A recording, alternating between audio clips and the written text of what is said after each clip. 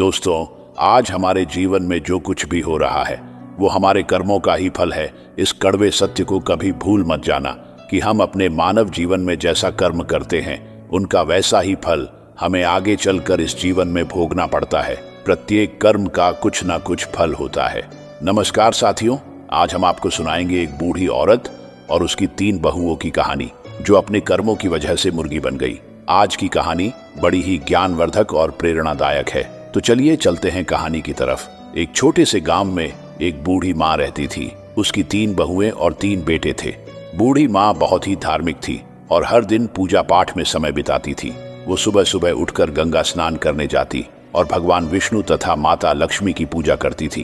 कार्तिक महीने में वो विशेष रूप से स्नान और पूजा करती थी। इस दौरान वो माखन, मिश्री, दही, मिश्री और तुलसी के पत्तों का भोग भगवान को चढ़ाती थी और प्रसाद को पड़ोसियों में बांट देती थी। गांव के लोग उसकी पूजा पाठ की बहुत इज्जत करते थे। बूढ़ी माँ का ये नियम था कि वो कार्तिक महीने में हर दिन गंगा स्नान करती और पूजा करती। कार्तिक पूर्णिमा के दिन वो विशेष रूप से गंगा स्नान के लिए जाती और भोग बनाकर भगवान को चढ़ाती। लेकिन उसकी 3 बहुओं को ये सब बिल्कुल पसंद नहीं था। वे अक्सर उसकी आस्था का मजाक उड़ाती और प्रसाद खाने से मना कर देती। वो कहती, इसमें तुलसी के पत्ते हैं, हम इसे नहीं खा सकते, ये सब दिखावा है। ये सुनकर बूढ़ी माँ बहुत दुखी होती, लेकिन वो चुपचाप अपनी पूजा करती रहती। बूढ़ी माँ का पति कुछ समय पहले ही गुजर चुका था, इसलिए अब वो अकेली थी। उसके बेटे भी अपनी पत्नियों के कहने में आकर उससे दूर हो गए थे। अब वो सिर्फ अपनी पूजा पाठ में ही मन लगाती और पड़ोसियों में प्रसाद बांटती। लेकिन उसकी 3 बहुओं को ये सब बहुत बुरा लगता था। वो कहती थी, ये सास जब देखो तब पूजा पाठ में लगी रहती है, अनाप शनाप खर्च करती है, पंडितों को बुलाती है और दान पुण्य करती है। अगर ये मर जाए तो अच्छा हो, कम से कम ये खर्चा तो बचेगा। बूढ़ी माँ ने अपने 3 बेटों को बड़े प्यार से पाला था, लेकिन अब जब उसे अपने बेटों की सबसे ज्यादा जरूरत थी तब वे उससे मुंह मोड़ चुके थे। बूढ़ी माँ दिन रात भगवान से प्रार्थना करती और अपने बच्चों के लिए आंसू बहाती। वो कहती, हे भगवान, मैंने तो कभी किसी का बुरा नहीं चाहा, फिर मेरे साथ ऐसा क्यों हो रहा। एक दिन बूढ़ी माँ अपने भगवान विष्णु और माता लक्ष्मी के सामने बैठी प्रार्थना कर रही थी। उसकी आंखों में आंसू थे और वो भगवान से कह रही थी, हे भगवान, मुझे इस दुख से मुक्ति दिलाओ, मेरे बच्चों का भला करो और उन्हें सही रास्ता दिखाओ। इस तरह बूढ़ी माँ ने अपने पूजा पाठ और दान पुण्य के नियमों को नहीं छोड़ा। लेकिन उसकी 3 बहुओं ने ठान लिया था कि वे अब इस घर में नहीं रहेंगी और बंटवारा करके अलग हो जाएंगी। वे सोचती थी, अगर हम अलग हो जाएं तो अपनी मर्जी से रह सकेंगे और सास की पूजा पाठ के खर्चे से बच सकेंगे। 3 बहुओं ने एक दिन आपस में बात की और बंटवारे की योजना बनाई। उन्होंने अपने पतियों से कहना शुरू किया कि अब हमें अलग हो जाना चाहिए। छोटी बहू ने अपने पति से कहा, देखिए, बड़े भैया के बच्चे बड़े हो रहे हैं और हमारे बच्चे छोटे हैं। हमें अभी बहुत मेहनत करनी है और बच्चों को पढ़ाना भी है। अगर हम अलग हो जाएंगे तो अपने बच्चों का अच्छी तरह से देखभाल कर पाएंगे। सास का खर्चा बहुत ज्यादा है, वो हर समय पूजा पाठ में लगी रहती है और बहुत पैसा खर्च करती है। मंझली बहू ने भी अपने पति को समझाया और कहा, देखिए, अब बंटवारा हो जाना चाहिए। हम अपनी मर्जी से रहेंगे। क्या खर्चा करना है, क्या नहीं करना है, ये हम खुद तय करेंगे। सास के नखरे और खर्चे अब बर्दाश्त नहीं होते। हमें अलग रहकर अपने बच्चों का ध्यान रखना है। बड़ी बहू ने भी अपने पति से यही बात कही। बच्चे बड़े हो रहे हैं, कल उनका शादी ब्याह करना है। पैसे कमाते रहेंगे और सास का खर्चा करते रहेंगे तो कैसे चलेगा। हमारे बच्चों का भविष्य सुरक्षित करना है तो हमें अलग होना ही पड़ेगा। 3 बहुओं ने अपने अपने पतियों को समझा बुझाकर उनके मन में बंटवारे की बात डाल दी। 3 भाई अब बंटवारे के लिए तैयार हो गए। गांव के लोगों को बुलाया गया और घर का बंटवारा करने की बात हुई। 3 बहुएं भी बंटवारे में हिस्सा लेने के लिए तैयार हो गई। गांव के लोगों ने घर के 4 हिस्सों में बंटवारा किया, 3 बेटों के लिए और एक बूढ़ी माँ के लिए। घर का सारा सामान भी 4 हिस्सों में बांट दिया गया। बूढ़ी माँ अब अकेली रह गई। गांव के लोगों ने अपना फैसला सुनाया और चले गए। 3 बहुओं ने अपना अपना सामान अपने अपने हिस्से में रख लिया। बूढ़ी माँ के हिस्से में जो झोपड़ी थी वो उसमें रहने लगी। अब वो अकेली थी और अपने बेटों से निराश होकर अपने भगवान से प्रार्थना करती रहती थी। वो रोज सुबह जल्दी उठकर गंगा स्नान करती और भगवान विष्णु तथा माता लक्ष्मी की पूजा करती। वो पहले की तरह भोग बनाकर भगवान को चढ़ाती और फिर पड़ोस में प्रसाद बांटती। लेकिन अब वो बहुत अकेली हो गई थी। उसके तीनों बेटों ने उससे मुंह मोड़ लिया था और उसकी बहुओं ने उसे घर से बाहर कर दिया था। वो रोज भगवान से प्रार्थना करती है, भगवान मुझे इस दुख से छुटकारा दिलाओ, मेरे बच्चों का भला करो और उन्हें सही रास्ता दिखाओ। बूढ़ी माँ के पास जो थोड़ा बहुत आटा चावल और दाल था वो उसी से काम चलाती। वो सोचती है अब मुझे अपनी जिंदगी इसी तरह गुजारनी पड़ेगी। मेरे बच्चों ने तो मुझे छोड़ दिया है, लेकिन मैं भगवान की भक्ति नहीं छोड़ूंगी। उसकी भक्ति में कोई कमी नहीं आई। वो हर रोज तुलसी के पत्तों से भगवान का पूजन करती और पड़ोसियों को प्रसाद बांटती। एक दिन जब बूढ़ी माँ अपनी झोपड़ी में बैठी रो रही थी, तभी एक युवक आया और दरवाजा खटखटाया। बूढ़ी माँ ने दरवाजा खोला और देखा कि एक 17-18 साल का हष्टपुष्ट युवक खड़ा था। उसके चेहरे पर तेज झलक रहा था। उसने कहा, अम्मा आप मुझे पहचानती नहीं, लेकिन मैं आपके मायके से आया हूँ। मेरा नाम किशन है। मेरे पिताजी ने मुझे आपकी मदद करने के लिए भेजा है। बूढ़ी माँ ने आश्चर्य से पूछा, किशन तुम मेरे मायके से आए हो? मैंने तो तुम्हें कभी देखा नहीं। किशन ने मुस्कुराते हुए कहा, हाँ अम्मा, मैं आपके भाई का पोता हूँ। हमें खबर मिली कि आपके बेटों ने आपको घर से निकाल दिया है, इसलिए मेरे पिताजी ने मुझे आपकी मदद करने के लिए भेजा है। बूढ़ी माँ के आंखों में आंसू आ गए। उसने किशन को अंदर बुलाया और उसे बैठने के लिए कहा। बूढ़ी माँ ने एक गिलास पानी और थोड़ा सा गुड़ दिया। किशन ने पानी पिया और गुड़ खाया। फिर उसने अपनी थैली से कुछ खाने का सामान, कपड़े और दवाइयाँ निकाली। उसने कहा, अम्मा ये सब सामान मैं आप ही के लिए लाया हूँ, आप भूखी मत रहना, हम रोज आपको खाना भेजवाएंगे। बूढ़ी माँ ने किशन को आशीर्वाद दिया और कहा, बेटा तुम्हारा बहुत बहुत धन्यवाद। तुमने मेरे लिए जो किया है उसके लिए मैं भगवान से तुम्हारे सुख समृद्धि की प्रार्थना करूंगी। किशन ने बूढ़ी माँ से विदा ली और वापस चला गया। बूढ़ी माँ ने अपने भगवान का धन्यवाद किया और सोचा, भगवान ने मेरी प्रार्थना सुन ली, अब मैं भूखी नहीं रहूंगी। अब बूढ़ी माँ को रोज खाना मिल जाता था। वो पहले की तरह ही भोग बनाकर भगवान को चढ़ाती और पड़ोसियों को प्रसाद बांटती, लेकिन उसकी तीनों बहुओं को ये सब देखकर बहुत जलन होती थी। वे सोचती थी कि ये बुढ़िया आखिर कहाँ से इतना खाना ला रही है, इसके पास कोई कमाने वाला भी नहीं है, फिर ये इतना तंदुरुस्त कैसे हो रही है। तीनों बहुएं बूढ़ी माँ की सेहत देखकर बहुत जलती थीं। वो सोचती थी कि बुढ़िया को हमने इसलिए अलग किया था ताकि वो जल्द ही भूखी प्यासी मर जाए, लेकिन ये तो और तंदुरुस्त होती जा रही है। एक दिन बहुओं ने फैसला किया कि वे बूढ़ी माँ की झोपड़ी में जाकर पता लगाएंगी कि वहाँ क्या हो रहा है। अगले दिन जब बूढ़ी माँ गंगा स्नान के लिए गई हुई थी, तभी तीनों बहुएं उसकी झोपड़ी में घुस गई। वहाँ उन्होंने देखा कि झोपड़ी में दाल, चावल, आटा, मसाले, सूखे मेवे और कई तरह का अच्छा खाना रखा हुआ है। बहुएं हैरान हो गई। वे आपस में बातें करने लगी कि ये बूढ़िया इतनी चालाक निकली। हमें लगता था कि ये भूखी प्यासी मर रही है, लेकिन यहाँ तो हर चीज का भंडार है। बड़ी बहू ने कहा, इसने जरूर हमारे घर से चोरी करके ये सब जमा किया है। हम लोग काम में लगी रहती थी और ये चोरी चोरी अपना घर भरती रही। अब इसे सबक सिखाना होगा। मझली बहू ने कहा, हाँ हमें इसे मजा चखाना चाहिए, देखते हैं कि इसने यहाँ क्या क्या जमा किया है। छोटी बहू ने भी सहमति जताते हुए कहा, हमें इसके खिलाफ कुछ करना होगा। तीनों बहुएं झोली भर भर कर सामान अपने घर ले जाने लगी। जैसे ही उन्होंने खाने का सामान उठाया, उन्होंने देखा कि उसमें तुलसी के पत्ते हैं। गुस्से में आकर उन्होंने तुलसी के पत्ते नाली में फेंक दिए और सामान उठाकर बाहर जाने लगी। तभी एक अजीब घटना घटी। तीनों बहुओं ने देखा कि उनका शरीर मुर्गी के शरीर में बदलने लगा। वो डर गई और चिल्लाने लगी, लेकिन कोई उनकी मदद नहीं कर पाया। कुछ ही पलों में तीनों बहुएं मुर्गी बन गई। गांव में हड़कंप मच गया। बच्चों और पतियों ने जब ये देखा तो वो हैरान रह गए। उन तीनों के बच्चे चिल्लाने लगे, मम्मी मुर्गी बन गई है, पापा देखो मम्मी को क्या हो गया। तीनों बहुओं के पति समझ नहीं पा रहे थे कि ये सब कैसे हुआ। उन्होंने कोशिश किया कि इन मुर्गियों को घर से बाहर भगाया जाए, लेकिन वो घर छोड़ने को तैयार ही नहीं हो रही थी। वो अपनी भाषा में कुछ समझाने की कोशिश कर रही थी, लेकिन कोई उनकी बात नहीं समझ पा रहा था। बच्चे रो रहे थे और पतियों को भी रोना आ रहा था। उन्होंने अपने बच्चों को संभालते हुए कहा, चलो अब कुछ नहीं किया जा सकता, हमें माँ का इंतजार करना होगा, शायद वही कुछ हल बता सकेंगी। गांव के लोग भी इकट्ठा हो गए और सोचने लगे कि ये अनहोनी कैसे हुई। सबने बूढ़ी माँ के वापसी का इंतजार करने का फैसला किया। बूढ़ी माँ को अब अपने रोज के जीवन में थोड़ी राहत मिल रही थी।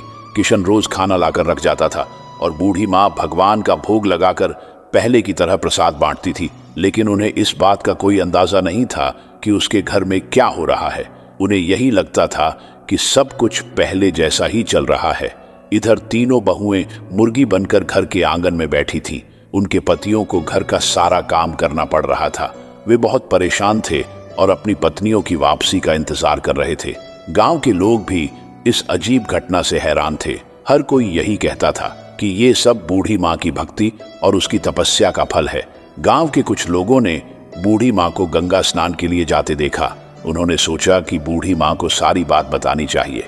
वे उसके पास गए और बोले, माई, तुम्हारे घर में कुछ अजीब हो रहा है। तुम्हारी तीनों बहुएं मुर्गी बन गई हैं। बूढ़ी माँ को यह सुनकर बहुत आश्चर्य हुआ। उसने सोचा कि ये कैसे संभव हो सकता है। उसने तुरंत गंगा स्नान किया और घर की ओर लौट पड़ी। बूढ़ी माँ के दिल में बहुत सारी आशंकाएं थी।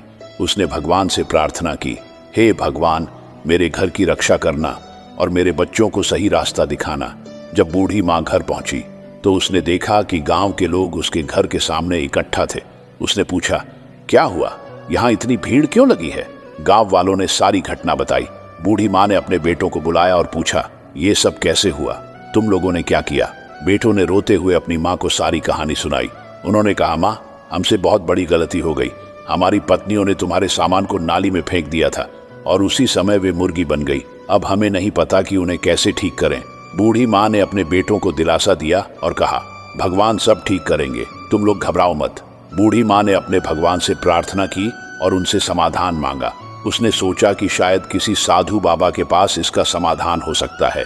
उसी समय एक साधु बाबा गांव में आए। बूढ़ी माँ ने उन्हें अपने घर बुलाया और सारा हाल बताया। साधु बाबा ने ध्यान से सारी बातें सुनी और कहा, ये सब तुम्हारी भक्ति और तपस्या का फल है, लेकिन चिंता मत करो, इसका उपाय भी है। बूढ़ी माँ ने कहा, बाबा, कृपया मुझे उपाय बताएं, मैं अपने बच्चों को इस हालत में नहीं देख सकती। साधु बाबा ने कहा, तुम्हें कार्तिक महीने में विशेष पूजा करनी होगी। तुम्हारे स्नान के पानी से तुम्हारी बहुओं को नहलाना होगा और ब्राह्मणों को भोजन कराकर उनके झूठे भोजन को बहुओं को खिलाना होगा। इससे वे अपने असली रूप में वापस आ जाएगी। बूढ़ी माँ ने साधु बाबा को धन्यवाद किया और अपने बेटों को ये उपाय बताया। बेटों ने कहा, माँ, हम तुम्हारी हर बात मानेंगे, हम इस उपाय को जरूर पूरा करेंगे। बूढ़ी माँ ने कार्तिक महीने में विशेष पूजा की तैयारी शुरू कर दी। उसके तीनों बेटे और गांव के लोग भी इस पूजा में मदद करने लगे। बेटों ने मिलकर पूजा का सारा सामान इकट्ठा किया और भगवान के लिए भोग बनाने की व्यवस्था की। हर सुबह बूढ़ी माँ गंगा स्नान के लिए जाती और स्नान का पानी एकत्रित करती। उसके बाद वो भगवान विष्णु तथा माता लक्ष्मी की पूजा करती और फिर अपने पड़ोसियों को प्रसाद बांटती। इस बीच तीनों बहुएं अभी भी मुर्गी के रूप में घर के आंगन में बैठी रहती। उनके पतियों को घर का सारा काम करना पड़ता था। बच्चों को अपनी माताओं की बहुत याद आती थी और वे अक्सर रोते हुए अपनी दादी से कहते, दादी जी, हमारी मम्मी कब ठीक होंगी? हमें हमारी माँ वापस चाहिए। बूढ़ी माँ बच्चों को दिलासा देती और कहती, बेटा, भगवान सब ठीक करेंगे, तुम लोग धैर्य रखो और प्रार्थना करो। बच्चों को शांत करने के लिए वो उन्हें कहानियां सुनाती और उनके साथ समय बिताती। बूढ़ी माँ ने पूजा के लिए 5 ब्राह्मणों को बुलवाया और बेटों ने भी अपनी ओर से 5-5 ब्राह्मणों को बुलाया। इस प्रकार कुल 21 ब्राह्मणों को बुलाया गया। ब्राह्मणों के लिए विशेष भोग तैयार किया गया। कार्तिक पूर्णिमा का दिन आया और बूढ़ी माँ ने अपने बेटों की मदद से ब्राह्मण भोज की तैयारी की। सुबह सुबह सभी ब्राह्मणों को आमंत्रित किया गया और उन्हें विशेष पकवान बनाकर खिलाया गया। ब्राह्मण भोज के बाद बूढ़ी माँ ने सबके पैर छुए और भगवान से प्रार्थना की, हे भगवान, मेरी बहुओं को उनके पूर्व रूप में वापस लाओ। मेरे कार्तिक स्नान और पूजा का फल उन्हें मिले। ब्राह्मणों ने तृप्त होकर भोजन किया और बूढ़ी माँ को आशीर्वाद दिया। उन्होंने कहा, माए, तुम्हारी पूजा और तपस्या सफल होगी। भगवान तुम्हारी प्रार्थना अवश्य सुनेंगे। ब्राह्मण भोज के बाद बूढ़ी माँ ने तीनों बहुओं को बुलाया। तीनों मुर्गियां भगवान के झूठे भोजन को बड़े प्रेम से खाने लगी। बूढ़ी माँ ने उनके ऊपर गंगा जल छिड़का और उन्हें स्नान के पानी से नहलाया। जैसे ही गंगा जल और स्नान का पानी बहुओं के ऊपर छिड़का गया, तभी अचानक एक चमत्कार हुआ। धीरे धीरे तीनों बहुएं अपने असली रूप में वापस आने लगी। उनके चेहरे पर पश्चाताप के आंसू थे और वे अपनी सास के पैरों में गिरकर रोने लगी। तीनों बहुएं हाथ जोड़कर बोली, माँ, हमें माफ कर दो। हमने तुम्हारे साथ बहुत बुरा किया। हमें हमारे कर्मों की सजा मिल गई। अब हम तुम्हें कभी कोई कष्ट नहीं देंगे और हमेशा तुम्हारी सेवा करेंगे। बूढ़ी माँ ने उन्हें गले लगाया और कहा, बेटा, भगवान ने तुम्हें माफ कर दिया है। अब तुम लोग सच्चे दिल से भगवान की भक्ति करो और अपने कर्मों को सुधारो। तीनों बहुओं ने अपनी सास से वादा किया कि वे अब हर साल कार्तिक स्नान और पूजा करेंगी और कभी भी बूढ़ी माँ का अपमान नहीं करेंगी। इस तरह पूरे परिवार ने मिलकर भगवान की पूजा की और प्रसाद बांटा। तीनों बहुओं के अपने असली रूप में वापस आने के बाद घर में एक नई ऊर्जा और शांति का माहौल बन गया। बूढ़ी माँ की भक्ति और तपस्या ने पूरे परिवार को एक नया जीवन दिया था। अब सभी मिलकर भगवान की पूजा करते और कार्तिक स्नान की महिमा को समझते थे। बूढ़ी माँ ने अपने बेटों और बहुओं को सिखाया कि भक्ति और सेवा का महत्व क्या होता है। उसने कहा, देखो बेटा, भगवान की पूजा और सेवा से हमें सच्चा सुख और शांति मिलती है। हमें हमेशा सच्चे दिल से भक्ति करनी चाहिए और दूसरों की मदद करनी चाहिए। बड़ी बहू ने कहा, माँ, अब हम समझ गए हैं कि भगवान की पूजा का क्या महत्व है। हम हर साल कार्तिक स्नान करेंगे और भक्ति में जीवन बीताएंगे। मझली बहू ने भी अपनी माँ से कहा, माँ, हमें माफ कर दो, हमने तुम्हारे साथ बहुत गलत किया। अब हम तुम्हारी सेवा करेंगे और तुम्हारे साथ मिलकर भगवान की पूजा करेंगे। छोटी बहू ने भी अपने माँ से वादा किया, माँ, अब हम सब मिलकर रहेंगे और कोई भी आपको तकलीफ नहीं देगा। हम हर साल कार्तिक स्नान और पूजा करेंगे। बूढ़ी माँ बहुत खुश हुई और अपने बच्चों को आशीर्वाद दिया। अब घर में सब लोग मिलजुल कर रहने लगे। इस कहानी से हमें यह सीखने को मिलता है कि भगवान अपने सच्चे भक्तों को कभी निराश नहीं करते, उन्हें सुख, शांति और समृद्धि का आशीर्वाद देते हैं। दोस्तों, आज हम जो भी सुख या दुख भोग रहे हैं वो हमारे पिछले जन्मों के कर्म के कारण है। वो फल आपको भोगना ही पड़ेगा। कर्मों का फल हमें अवश्य मिलता है। जैसे भी कर्म किए होंगे वैसा ही फल मिलेगा, लेकिन हम इस बात को समय से समझ ही नहीं पाते। जब तक हमें इस बात का ज्ञान होता है कि हमने जो भी कर्म किए हैं उनका परिणाम क्या होगा, तब तक समय बहुत अधिक बीत चुका होता है। कर्म के 3 प्रकार होते हैं दोस्तों, जिनमें से पहला कर्म है संचित कर्म। संचित कर्म वो कर्म है जिनका फल इस जीवन में नहीं मिलता, वे जन्म जन्मांतर तक संचित होते जाते हैं। उदाहरण के रूप में, अगर कोई आपका अपमान करे और आप क्रोधित हो जाएं, तो आपके संचित कर्म बढ़ जाते हैं। परंतु यदि कोई आपका अपमान करे और आप क्रोध ना करें, तो आपके संचित कर्म कम होते हैं। प्रत्येक जन्म में किए गए कर्म जीव की व्यक्तिगत पूंजी है, जो अच्छी या बुरी दोनों प्रकार की हो सकती है। इसी को संचित कर्म कहा जाता है और मनुष्य इसे हर जन्म में नए रूप में अर्जित करता रहता है। श्रीमद् भगवद गीता के अनुसार दूसरा कर्म है प्रारब्ध कर्म। प्रारब्ध संस्कृत शब्द है जिसका अर्थ होता है प्राप्त हुआ। हिंदू ज्योतिष शास्त्र में प्रारब्ध कर्म उस कर्म का नाम है जिसे जीवात्मा पहले से ही इस जन्म में अनुभव कर रही होती है। प्रारब्ध कर्म जीवात्मा के पूर्व जन्मों में अर्जित किए गए कर्मों का परिणाम होता है, जो जीवात्मा के इस जन्म में अनुभव करने के लिए निश्चित किया गया है। ये प्रारब्ध कर्म जीवात्मा के जन्म, मृत्यु, अनुभव और जीवन की स्थितियों को निर्धारित करता है। प्रारब्ध कर्म जीवात्मा के पूर्व कर्मों का एक छोटा सा भाग होता है, जो उसे इस जन्म में अनुभव करने के लिए संकल्पित होता है। जब ये प्रारब्ध कर्म समाप्त हो जाते हैं, तब जीवात्मा के नए कर्म प्रारंभ होते हैं। और तीसरा कर्म है क्रियमाण कर्म। क्रियमाण कर्म उन कर्मों को कहा जाता है जो वर्तमान में किए जा रहे होते हैं और जिनके परिणाम भी इसी जीवन में भुगतना पड़ता है। क्रियमाण कर्म को बेहतर तरीके से समझने के लिए कुछ उदाहरणों के माध्यम से इसे स्पष्ट किया जा सकता है। उदाहरण नंबर 1, मान लीजिए आप एक छात्र हैं और परीक्षा आने वाली है। आप नियमित रूप से पढ़ाई कर रहे हैं, ध्यान से पाठ समझ रहे हैं और समय पर होमवर्क कर रहे हैं। तो इन प्रयासों का परिणाम यह हो सकता है कि आप परीक्षा में अच्छे अंक प्राप्त करें, जिससे आपको तुरंत लाभ होगा। अगर आप पढ़ाई नहीं करते और समय व्यर्थ करते हैं, तो इसका भी परिणाम होगा, शायद आप परीक्षा में असफल हो जाएं या कम अंक प्राप्त करें। यह भी आपके क्रियमाण कर्म का फल होगा। उदाहरण नंबर 2, यदि एक किसान सही समय पर खेत में बीज बोता है, फसल की देखभाल करता है और समय पर पानी देता है, तो यह उसके क्रियमाण कर्म है। तो इन कार्यों का फल यह होगा कि उसकी फसल अच्छी होगी और उसे अच्छा उत्पादन मिलेगा। इसके विपरीत यदि वह मेहनत नहीं करता या समय पर काम नहीं करता, तो फसल खराब हो सकती है, जिससे उसे नुकसान होगा। तो साथियों, कैसी लगी आपको कहानी? कमेंट में जरूर बताएं।